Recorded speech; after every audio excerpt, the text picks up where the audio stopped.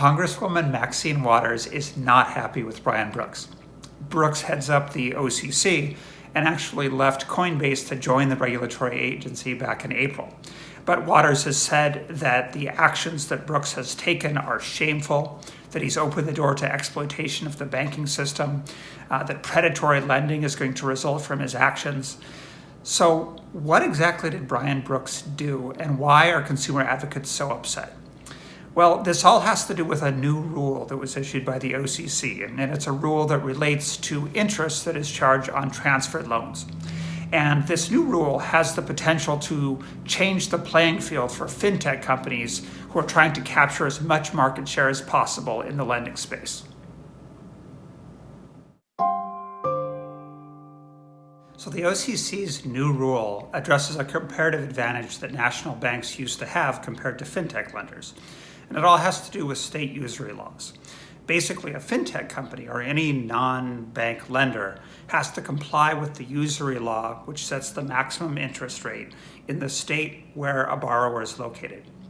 National banks, on the other hand, can apply that same rate or the rate in the state in which they're based.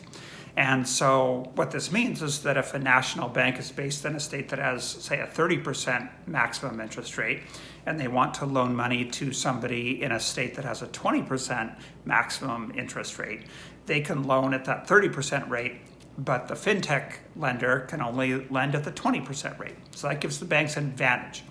What the OCC's new rule says is that if a bank makes a loan at a rate that's higher than what the FinTech lender could lend to that borrower at, the FinTech company can then purchase the loan from the bank. And as long as it was valid when made, as long as the loan was valid when the initial bank made the loan, the FinTech company can purchase that loan and own that loan, even though they couldn't have made the loan themselves. So this is obviously an advantage to FinTech companies who can now acquire these loans that they previously couldn't have made themselves. And it also is an advantage to banks that want to be able to resell these loans or transfer these loans to FinTech companies. So from the perspective of banks and FinTech companies, it's viewed widely as a win-win.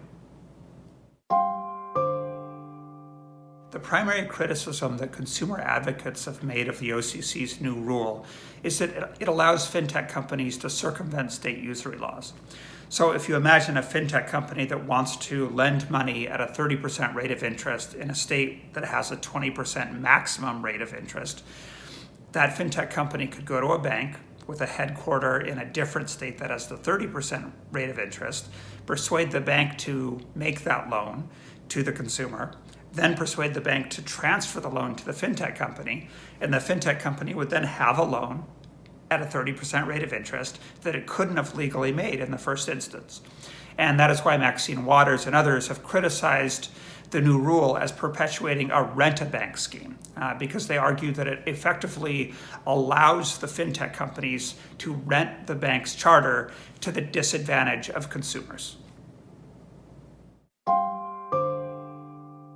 The purpose of the OCC's new rule was to clarify that a bank can transfer a loan to a non-bank and that interest rate can go with it, even if the non-bank couldn't have made the loan at that interest rate because of state usury laws. However, there's still a number of legal risks that apply to that type of transfer. First of all, a lot of the states are upset. They view this new rule as a circumvention of their own state usury laws. And in fact, the New York State Department of Financial Services, which already is involved in lawsuits with the OCC, said earlier this year, back in January, that it opposed the new rule and it thought it was an attempt to circumvent its state usury laws and undermine its protection of consumers. So we may well see a lawsuit where the states challenge this new law. Second of all, the new rule doesn't address another problem, which is the true lender problem.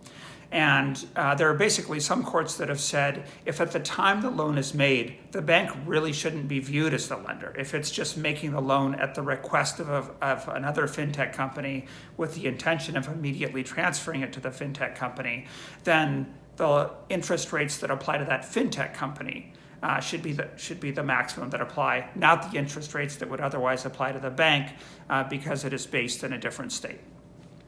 And third, there's risk because the general prohibitions on predatory lending still apply to these loans. The rule doesn't have any impact on whether or not predatory lending is allowed. And so if the loan that's being transferred is not being based on the borrower's ability to pay, but just being based, for example, on the borrower's assets, it may well be unlawful under different consumer protection laws that apply to predatory lending. So there's still a lot of legal complexity, but good news, I'm a lawyer. So if you have any questions about whether or not any loans that you have and intend to transfer or loans that you intend to purchase as a fintech company would be legal under the OCC's new rule, give me a call. I'd be happy to talk to you about it.